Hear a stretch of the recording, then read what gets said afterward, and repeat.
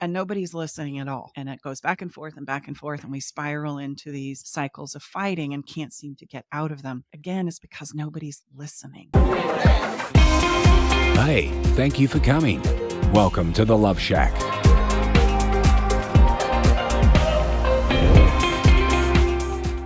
Today, we're going to be diving into 4 powerful ways to improve your communication in your relationship. And here's the thing I want you to know. 3 years ago, would you say? We did surveys. We literally got 2,000 plus people on the phone, couples, that communication, all 2,000, cited as the biggest problem in their relationship. It's an interesting thing because we think we need to talk, and we do, and we intuitively know that. But I want to just impress upon you as we open the conversation for communication, that communication is really not our biggest issue. Our ability to emotionally regulate is. I could give you tons of communication frameworks that will help you in your communication, but you're going to throw them all out the minute you get emotionally plugged in, which brings me to the very first tip that I want to talk about today. Number 1, it's active listening. And now before you roll your eyes and go, really, that's all you got for me? Hold on a minute, okay? Just slow your roll for a second and hear me out. The reason why listening is so hard is that emotional regulation that I talked about just a few seconds ago. The minute we start hearing words and phrases that plug us in and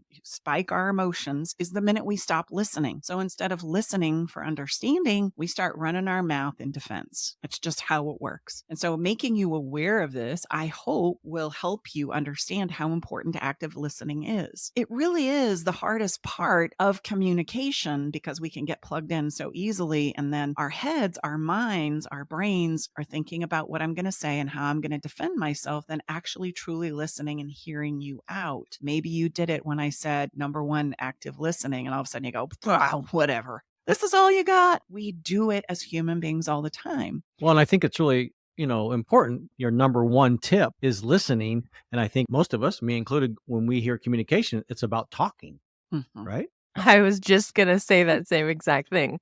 I think other people will say, no, the thing I need in this episode is that me and my spouse never talk to each other. So how am I supposed to listen if he's not talking? And the thing is he's or she is probably not talking because you don't active listen. All you do is defend yourself to them. And that is not active listening. Exactly. I love that you pointed that out because talking is the easy part. Right. And it's hard to stop talking sometimes when you get plugged in. So that's why listening is the harder part of the exchange and communication. There's 2 parts, the listener and the sharer, and where it tends to go haywire and why it is you find yourself talking about everything and plus the kitchen sink when you sit down to have a conversation about money, kids, or the fight that we had last night is because everybody is pinging with and reacting to what's being said.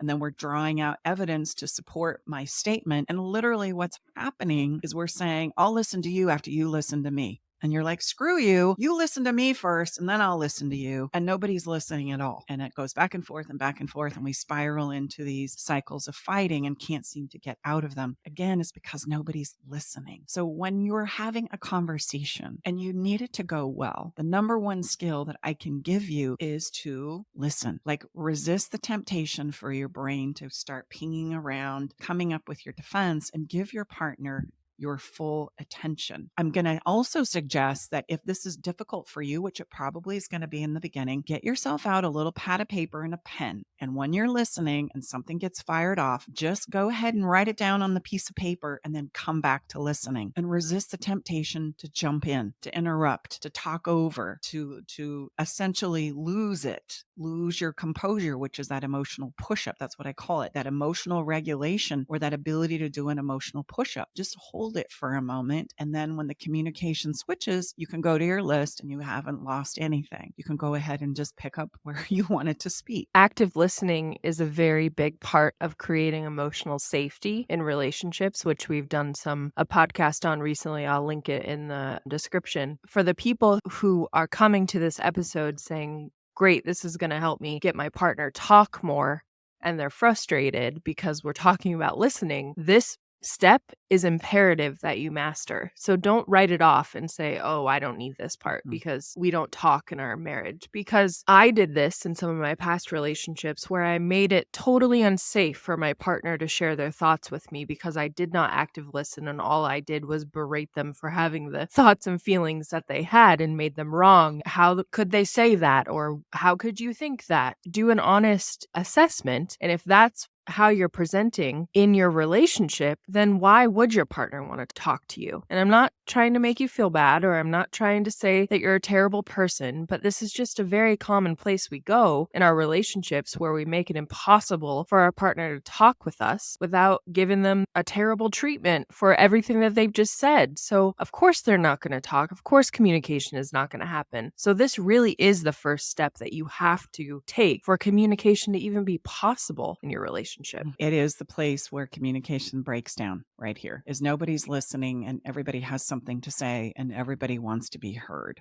And so that's literally what we're fighting for. And then we're going to gather evidence to support the reason why you should listen to me now. And everybody feels more and more negated and less understood. And I just want to point out here that the goal of communication truly is to understand. Like, that's a hard period, especially when we're talking about matters of the heart. It's more about understanding yourself and understanding your partner than it is anything else. Because once you get to a place of understanding, there's going to be a tremendous amount of relief that happens just from that simple act.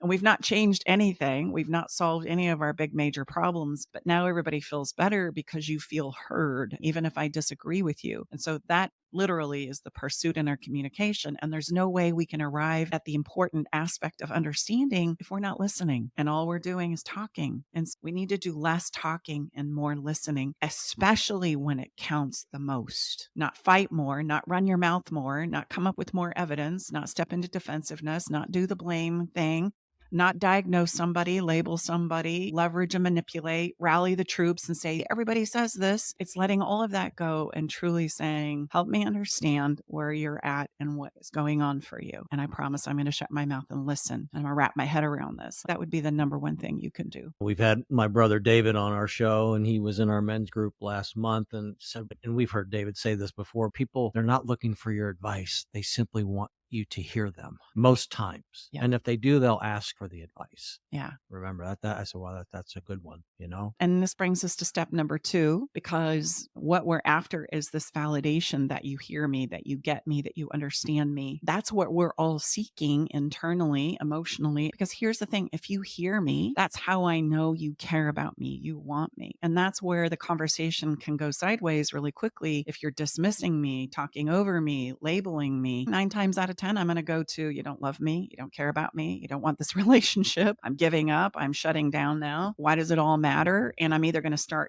stop talking, I'm going to stop talking altogether, or I'm going to get exceptionally demonstrative and I'm going to attack you because I'm sick and tired of not being heard and I don't know how else to get it. So this emotional validation, number 2, is very important when we are listening and we're trying to improve our communication. It's literally acknowledging what your partner is thinking and feeling as they're sharing it with you. And this can be done through body language, personal cues of, hey, I heard you, or tell me more about this. I don't really quite understand where you're coming from here. Will you elaborate a little more? Well, and even if it's difficult for you to hear, something along the lines of, man, this is really difficult for me to hear. Let me just take a breath here and come back to the listening because I feel like this is something I really need to understand. As I like to say, as a demonstration, often, if Tom tells me I'm verbally abusive, what can I do with that? That would be really hard for me to hear. Number 1, it's going to fire my emotions off. Absolutely. And if I attack, which I'm probably, if I don't regulate myself, going to do, it's going to sound a lot like, man, I can't believe you'd say that to me.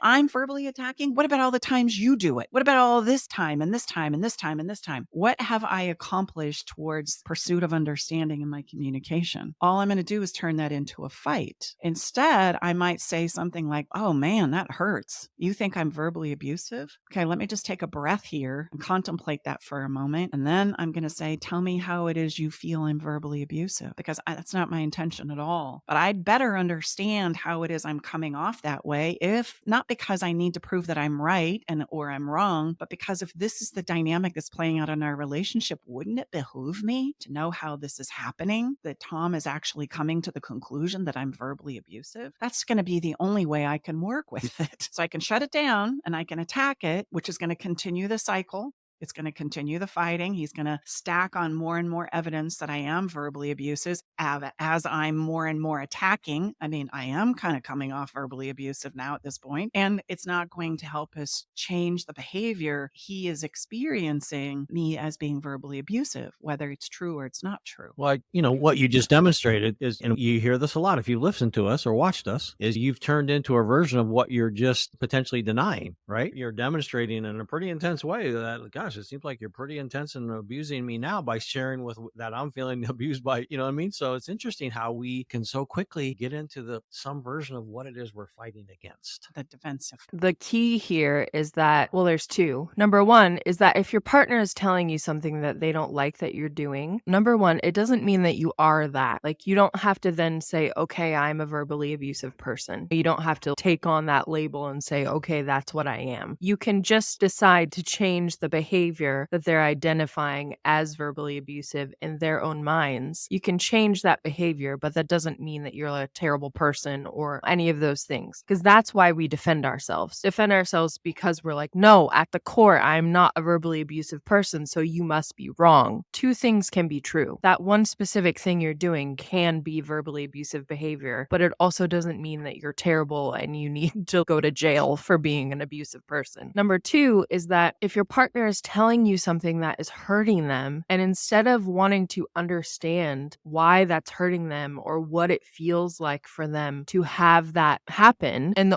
instead the only thing you want to do is defend yourself and tell them how wrong they are, look at that for a second, because you're not allowing your person to share their feelings with you, and you're saying, no, I'm not willing to make this relational experience better for you. I want you to continue hurting because I can't hear that you think this about me. Because the truth is, it's not about you in this instance. It's about them and how they're feeling. So you correcting your behavior is validating them, but it also doesn't mean that you have to think the same thing. We get so mired in that. No, I'm not a terrible person, so this can't be true. But if you're stuck in that way of thinking, then you're refusing to acknowledge how your partner feels. Well, I just want to stack on that, if I may, because what we interpret as verbally abusive or defensive or controlling, etc., can be a myriad of things. It's no one thing. And so, as a mentor once said to me, pay attention to the ones that punch you in the gut, because those are probably the things you need to look at,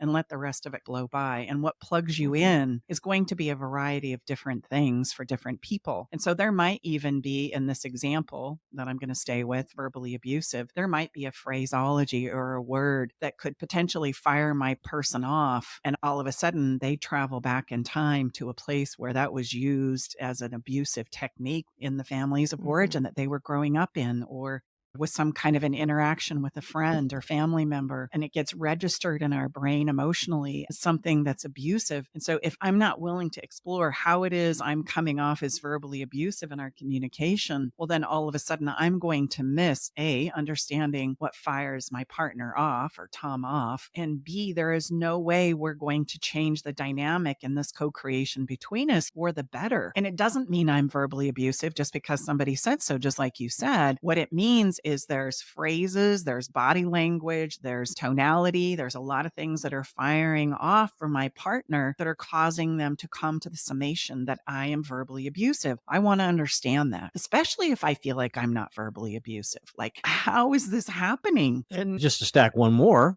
we have just so clearly identified it's the personal movie framework that we talk about often, meaning there can be all kinds of stimuli that all of us navigate every day, and there's a myriad of many, many different responses to that. That's the absolute confirmation that we all have different experiences to the same stimuli.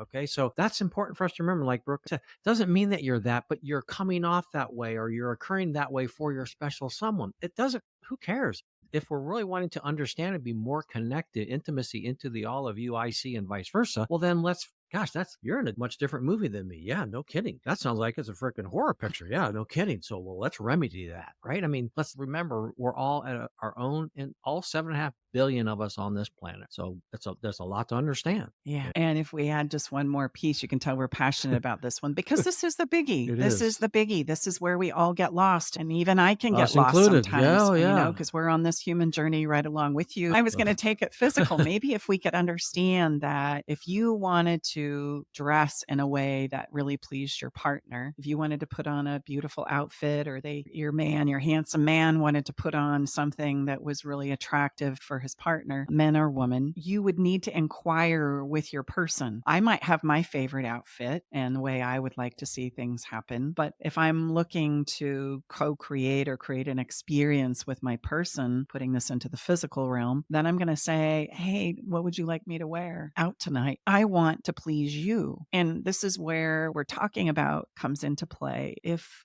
we want to please our partners and give them a safe place to co-create with us in our relationships, then what fires them off needs to be understood. And that's no different than what pleases them visually or intimately is something we need to understand and know. And this is in that same realm of understanding my partner, what makes them tick, what fires them off, what arouses them. I want to know those things, and I'm not going to be able to guess or tell them what it is. It's something that needs to come from them. And so often we take these things really personal when they come to the emotional nature, and we're not so good about saying them. We're not so good about communicating them because we haven't been given a lot of skills and communication frameworks and understanding to understand the language of love to such a degree we can say it. And we don't understand that what I might say might fire somebody off for reasons that don't make any sense to me. And that's human. Then we're back to the races. So this emotional validation piece is really important. You're basically just saying, okay, let me understand. Let me not attack. Let me not shut down. Let me do my best to stay present and understand where you're really coming from so that maybe we can take a crack at deciding what we can do to change this experience for the two of us in this co-creation called a relationship. A couple of other super tips I want to give you around emotional validation is don't talk for someone. Do not talk over someone. Do not talk for them. If you don't give them a place to express themselves, there's no way they're going to feel emotionally validated, seen, and heard. You've lost them. So many times when we get fired off, no, that's not the way it happened. No, you can't say it like that. No, that is not how you feel. That is not what happened. Or, no, see, this is where you turn into a narcissist.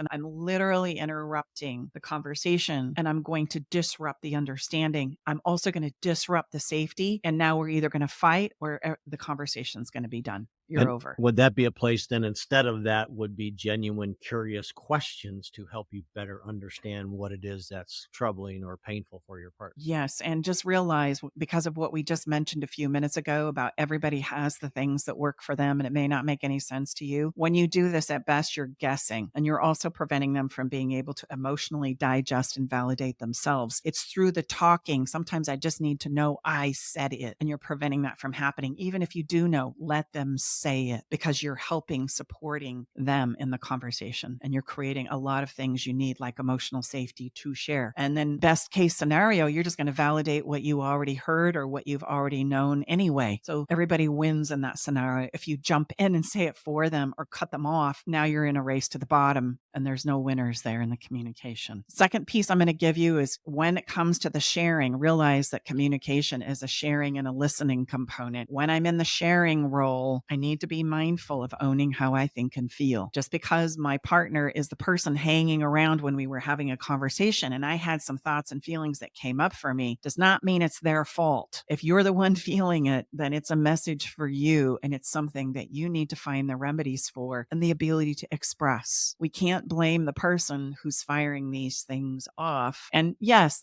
everybody's going to go, yeah, but maybe they're intentionally doing it. Yeah, that's true. But you know how small of a percentage that is when we're really working on our relationship to improve it? It's very small. If we're talking, that's a completely different conversation about emotional manipulation and leveraging and control. Yes, that happens. But if I'm genuinely trying to take a stab at having a productive conversation, I really am doing my best. So give me the benefit of the doubt for a minute so we can make some progress here. Okay. Just suspend your disbelief for a moment and give it a try would be my recommendation there. Again, if you're the one feeling it, it's a message for you.